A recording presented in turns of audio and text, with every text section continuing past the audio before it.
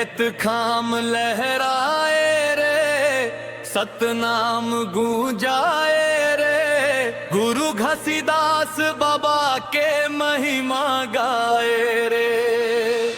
सत्य के रद्दाम संगी संग संग चलना, झूठ कपट छोड़ के सतनाम जपलना।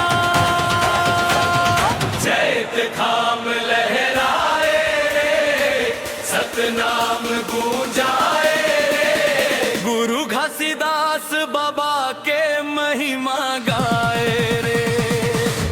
सत्य के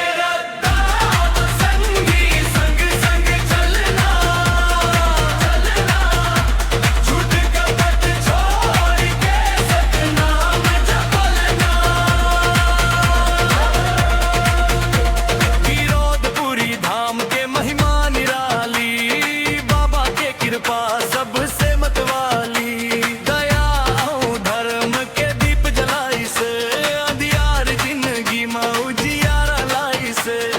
मन खे एक समान कही थे, सबके दिल में प्रेम जगाते।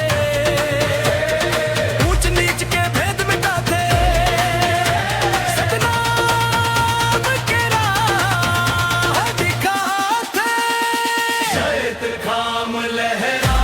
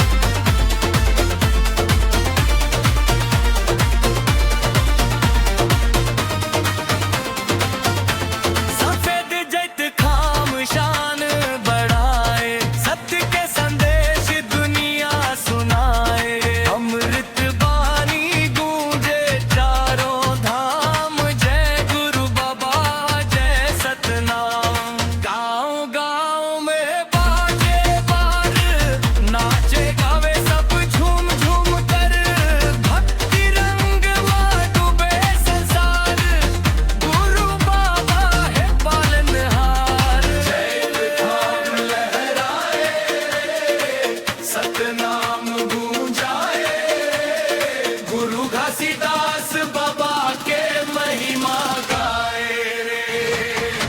सत्य के रद्दाम संगी संग संग चलना, झूठ कपट छोड़ के सतनाम जपलना।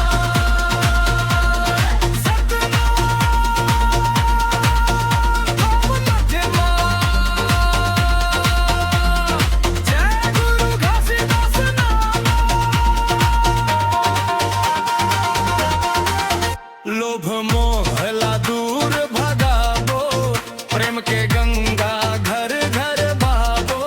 सेवा